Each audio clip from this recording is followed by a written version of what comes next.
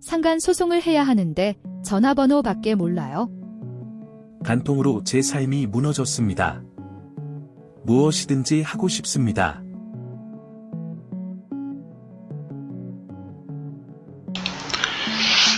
네, 안녕하세요. 나홀로 소송TV 채널입니다. 네, 이번에는 이 부정행위를 한 이 상간소송의 이 무변론 승소 사례를 한번 소개를 하겠습니다. 위자료 청구 사건이고요. 법원 소송 사례와 법원 판결에 대한 내용입니다.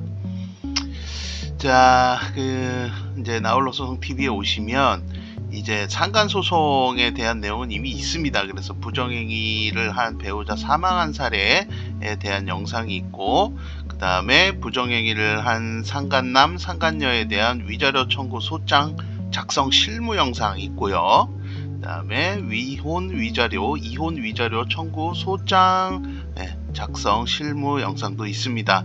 요걸 가지고 소장을 작성해 보실 수 있고, 전자소송에서 이제 소장을 제출해 보실 수도 있고 그렇습니다. 그래서 나홀로 소송 TV에서 이제 검색 후 위자료라고 쳐서 들어오셔가지고 이제 이 영상들을 확인해 보시면 나홀로 소송에 많은 참고가 되실 겁니다.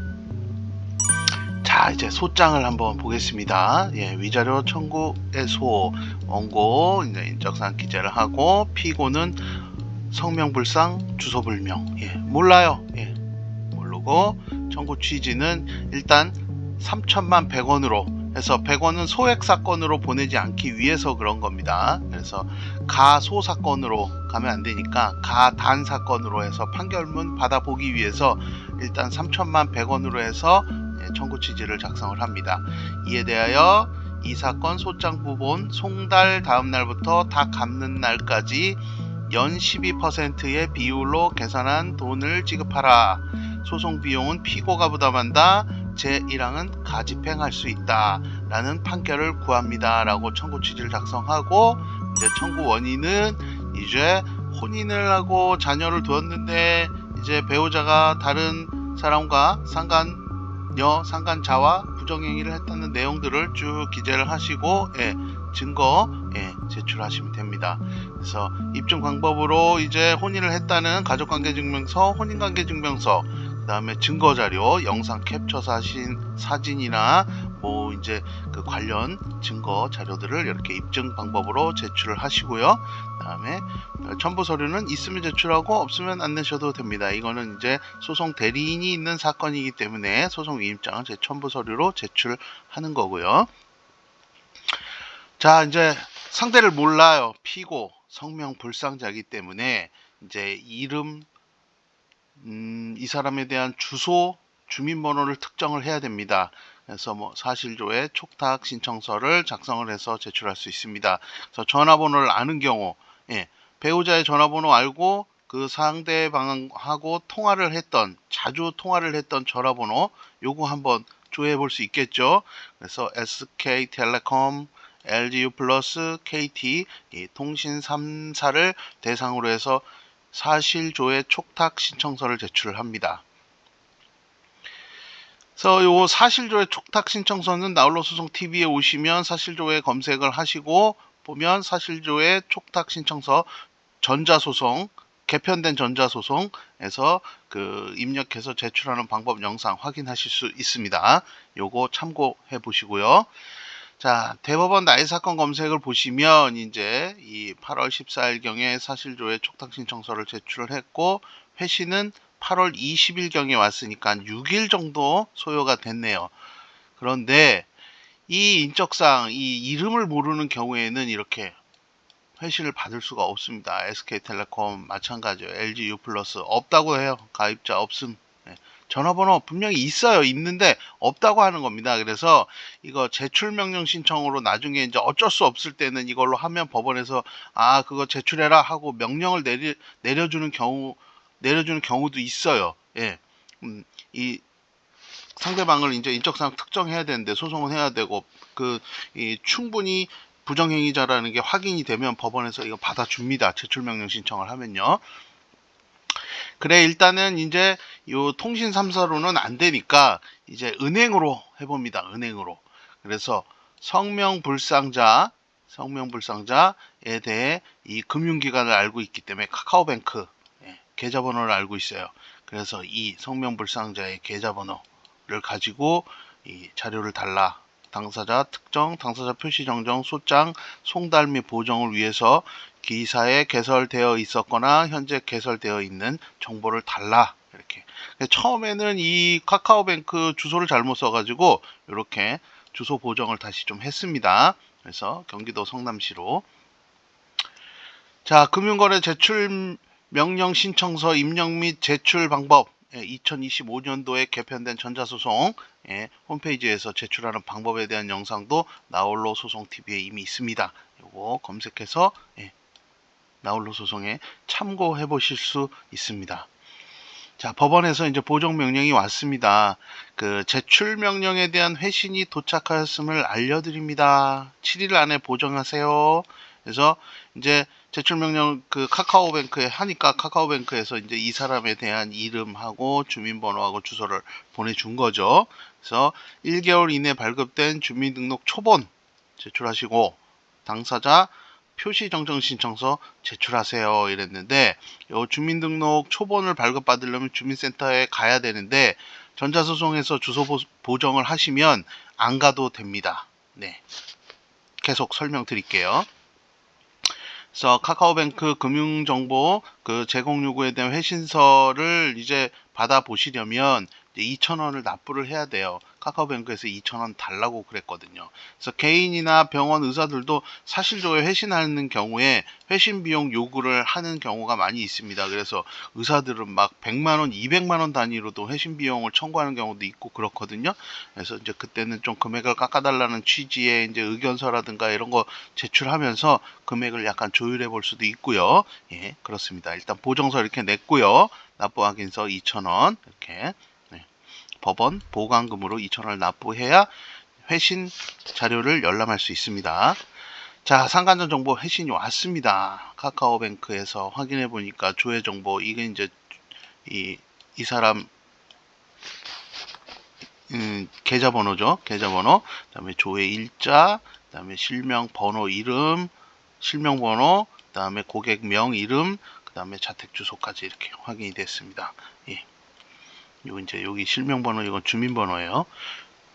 그래서 이걸 이제 확인을 해서 당사자 표시정정 신청서를 제출을 합니다. 그래서 피고에 대한 정보를 다 알았기 때문에 이름, 주민번호, 주소 다 하고 행정방 신청으로 주소 변동 확인 시 주소를 재보정하겠다는 취지의 당사자 표시정정 신청서 제출을 하고 보정명령이 나왔으니까요. 그래서 이제 당사자 표시정정 신청 방법은 나홀로 소송 TV 채널에 오시면 당사자라고 입력어 치시면 이렇게 당사자 표시 정정 신청서 전자소송에서 입력해서 제출하는 방법 참고하실 수 있습니다. 참고해 보시고 주소 보정서 성명불상자에 대해서 주소 보정서를 이제 이렇게 제출을 합니다. 그래서 주소 변동 있음 체크하고 일반 송달로 체크를 하고 이때 주민정보 요청 동의 체크를 해서 하시면 이제 주민센터 안 가셔도 되는 거예요. 나홀로 소송 주소 보정이라고 검색을 하시면 이제 요거는 채무불이행자 첫 번째 나오는 거는 채무불이행자 등재 사건에서 주소 보정하는 게 약간 다르더라고요. 그래서 이제 요거를 별도로 하나 만들었고 일반적으로 주소 보정은 이제 요거 개편된 전자소송 홈페이지에서 주소 보정서를 입력해서 제출하는 방법 영상 요거 확인하시면 이제 주민번호 요청 동의 체크하는 방법까지 그 다음에 일반 송달, 특별 송달, 공시 송달 신청까지 하는 방법 다 있습니다. 여기에 그 다음에 소송 비용 납부 방법까지 여기 자세히 보시면 나오거든요. 후반부에 설명이 있으니까 나홀로 소송에 참고를 하시면 되겠습니다. 자, 그래서 이제 피고에게 송달이 됩니다. 대법원 나의 사건 검색을 보시면 이제 피고 땡땡에게 소장 부본 소송 안내서 당사자 표시 정정 신청서 답변 요약표 송달 이렇게 도달했으면 이제 확인이 되죠. 근데 이제 답변서를 제출을 해야 되는데 이제 피고가 이제 성명불상자가 아니에요. 이름이 이제 확인이 됐습니다. 그래서 이제 답변서를 제출을 한 달을 지났는데 답변서 제출하라는 법원에서 소송 안내서가 받아가지고 지났는데 변론기일 지정을 안 해줍니다. 그래서 기일 지정 신청서를 제출을 합니다. 그래서 당사자 사이 조속한 분쟁 해결을 위하여 이 사건에 대해 변론기일을 지정하여 주시기 바랍니다. 해서 변론기일 지정 신청서를 제출을 합니다. 네, 기일 지정 신청, 변론 기일 지정 신청 요 부분은 이제 나홀로 소송 TV 채널에 기일 지정이라고 이렇게 검색어 치시면 변론 조정 기일 지정 신청서 입력 및 접수 방법에 대해서 전자소송으로 하는 방법 나홀로 소송에 참고해 보시고요. 자, 기일 지정 신청서 제출을 했는데도 이제 피고는 이제 무변론입니다. 아무것도 제출하지 않아요. 그래서 이제 법원에서는 판결 선고 기일을 지정을 합니다. 그리고 나서 판결을 하고 종국 원고 승으로 종결이 됐죠, 사건이. 그래서 판결을 한번 보시면 청구한 대로 그대로 판결이 됐기 때문에 일반적인 위자료 청구 기준액보다 굉장히 높은 금액으로 승소한 걸 확인할 수 있습니다.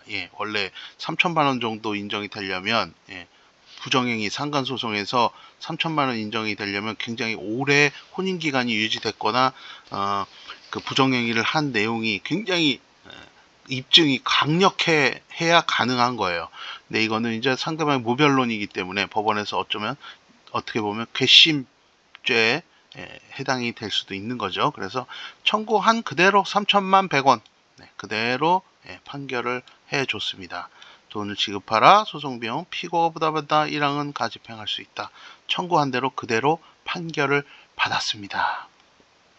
그리고 이제 이 무변론 판결의 경우에는 민사소송법 208조 그다음에 257조의 근거로 두고 있는데 요거는 참고만 하시면 되겠습니다. 민사소송법 208조 사망 한번 보시면 제2항 규정에 불구하고 1심 판결로서 다음 각호 가운데 어느 하나에 해당하는 경우에는 청구를 특정함에 필요한 사항과 제216조 제2항의 판단에 관한 사항만을 간략하게 표시할 수 있다. 그래서 이제 판결문을 제대로 안 쓰고 이렇게 기재할 수 있다는 그런 근거 규정입니다. 그래서 무변론 판결의 경우에는 판결문을 따로 쓰지 않습니다. 변론 없이 하는 판결 257조에 대한 부분은 이제 답변서를 제출하지 아니할 때는 청구의 원인이 된 사실을 자백한 것으로 보고 변론 없이 판결할 수 있다. 이렇게 민사소송법에 되어 있습니다. 그래서 이제 이렇게 자백을 한 경우로 보고 판결을 하게 된 겁니다.